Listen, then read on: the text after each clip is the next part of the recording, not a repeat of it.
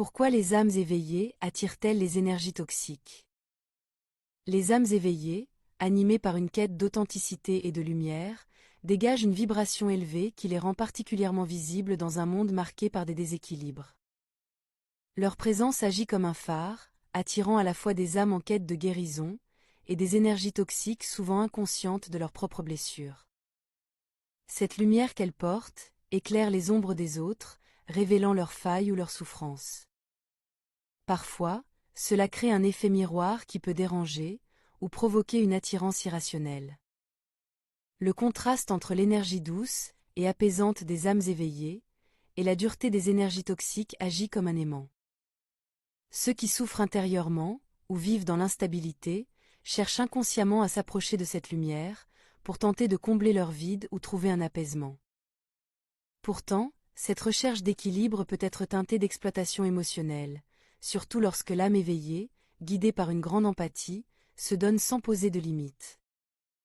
Son désir d'aider et d'élever les autres peut la rendre vulnérable face à ceux qui n'ont pas encore la capacité ou la volonté de guérir leurs propres blessures. Ces expériences ne sont toutefois pas anodines. Attirer des énergies toxiques fait souvent partie du chemin spirituel des âmes éveillées. Elles apprennent ainsi des leçons essentielles, comme la nécessité de poser des limites claires, de préserver leur propre énergie, et de ne pas se perdre dans leur mission d'aider autrui.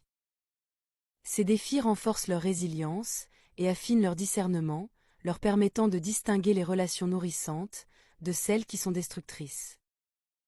Pour se protéger, les âmes éveillées doivent cultiver une conscience de soi accrue et s'entourer de personnes alignées avec leurs valeurs. Elles doivent également comprendre que leur lumière est précieuse et qu'il est essentiel de la préserver. Offrir de l'aide ne signifie pas s'épuiser ou se sacrifier.